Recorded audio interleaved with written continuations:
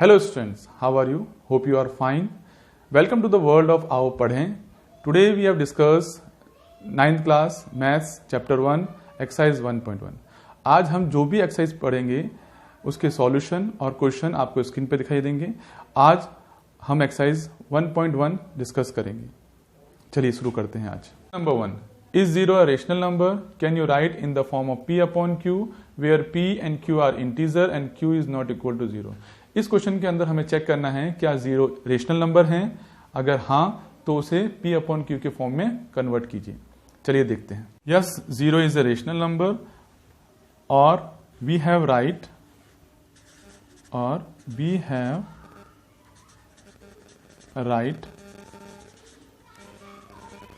In the form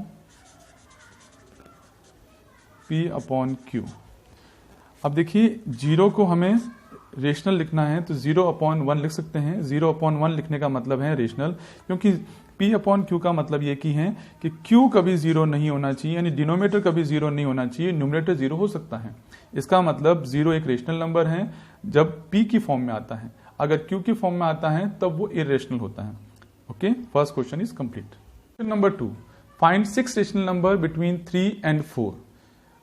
question number 2 और question number 3 एक जैसे क्वेश्चन है, सेम क्वेश्चन है. क्वेश्चन नंबर 2 मैं करूंगा, क्वेश्चन नंबर 3 आपके लिए है.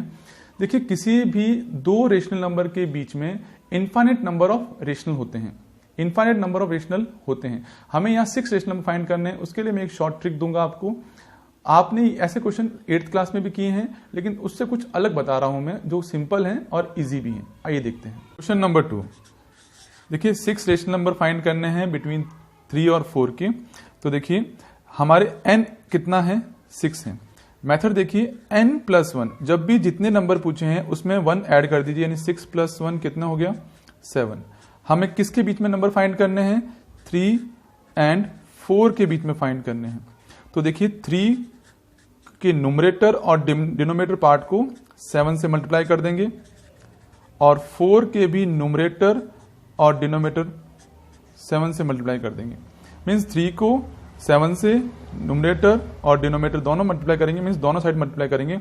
7 3 जा 21/7 एंड 4 7 जा 28/7. ओके, देखिए इसके बाद 21 से स्टार्ट करना है और 28 तक फिनिश करना है. तो 21/7, 22/7, 23/7, 24/7, 25/7, 26/7, 27/7 और 28/7. देखिए फर्स्ट नंबर तो हमारा स्टार्टिंग था और एंडिंग नंबर 28 है. इनके बीच में 6 नंबर्स आ गए. तो देखिए 1 2 3 4 5 6, बिल्कुल सिंपल सा है. 6 रेशनल नंबर हो गया.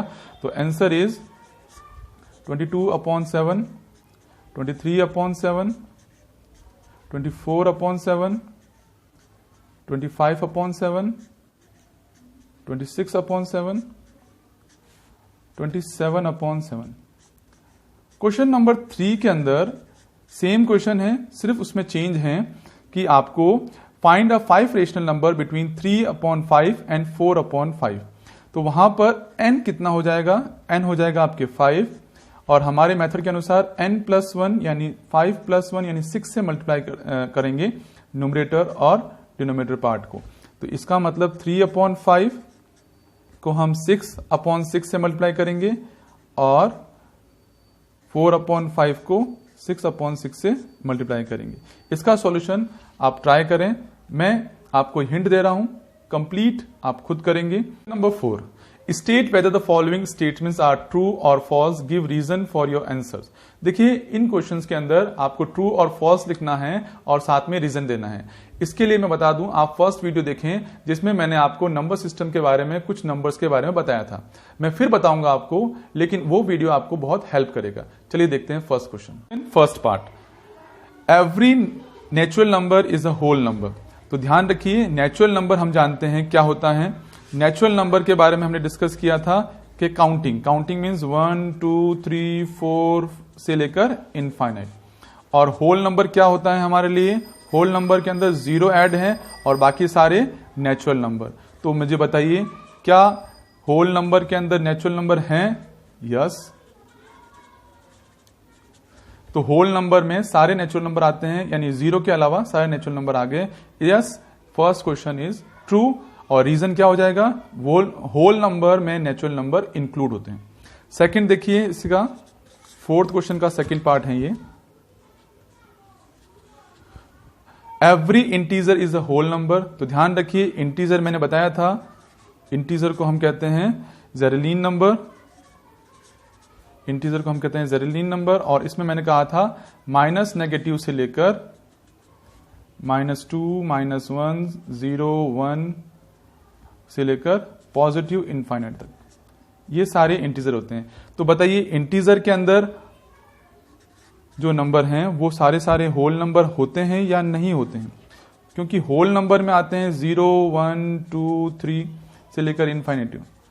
इंटीजर के अंदर नेगेटिव हैं तो नेगेटिव होल नंबर में नहीं होते हैं, तो इसका आंसर होगा फॉल्स। रीजन क्या हो गया? होल नंबर में नेगेटिव नंबर्स नहीं होते हैं, इसलिए इसका आंसर हो गया फॉल्स।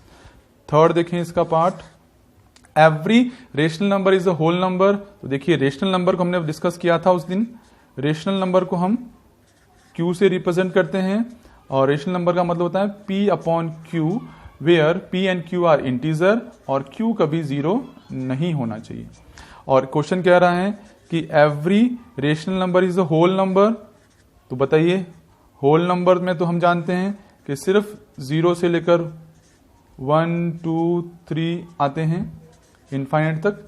क्या होल नंबर में रेशनल नंबर यानी P/Q वाले नंबर आ जाएंगे? नहीं आएंगे। इसका मतलब इसका आंसर भी हो जाएगा फॉल्स। रीजन क्या लिखेंगे?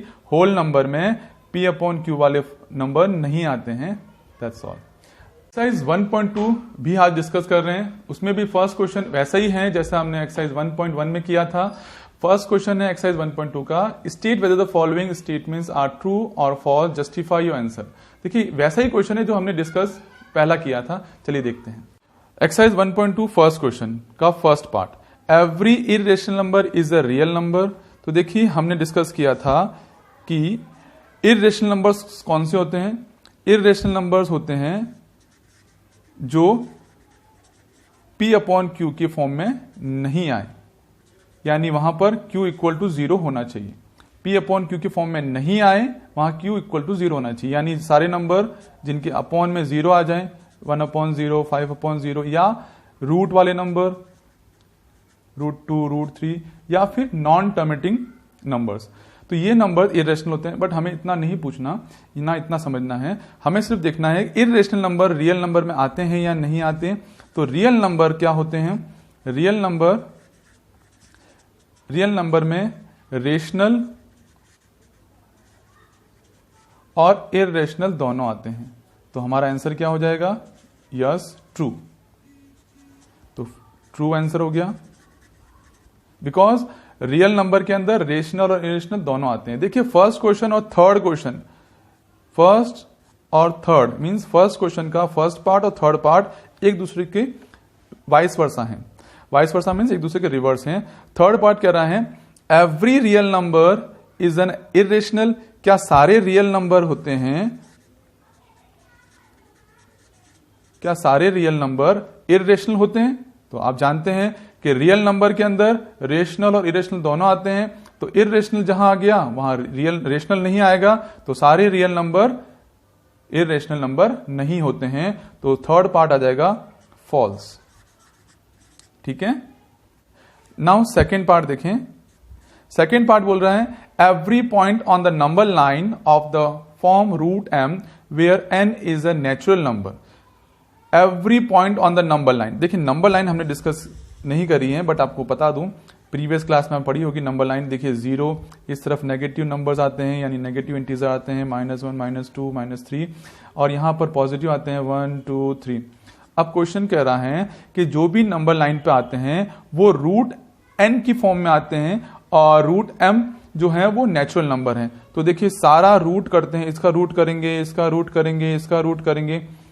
तो क्या ये सारे नंबर लाइन पे आ सकते हैं? नहीं आ सकते हैं, बिकॉज ये सारे इमेजिनरी नंबर हो जाएंगे और ये इरेशनल नंबर हैं, तो दोनों ही नंबर लाइन पे पॉसिबल नहीं है, तो इसका आंसर भी हो जाएगा फॉल्स।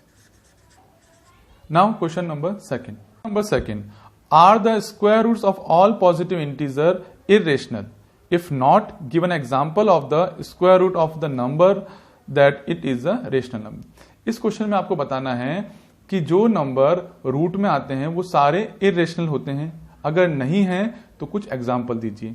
आइए देखते हैं। क्वेश्चन नंबर सेकंड, आपको बताना है कि सारे जो ऑल पॉजिटिव इंटीजर हैं वो इरेशनल नहीं होते हैं जब उनका स्क्वायर रूट लिया जाता है। देखिए हम सारे नंबर्स का स्क्वायर करते हैं √1, √1 का कितना होता है 1, √2 का नहीं होता तो वो इरेशनल हो गया, √3 नहीं होता तो इरेशनल हो गया, बट √4 का देखिए कितना होता है 2।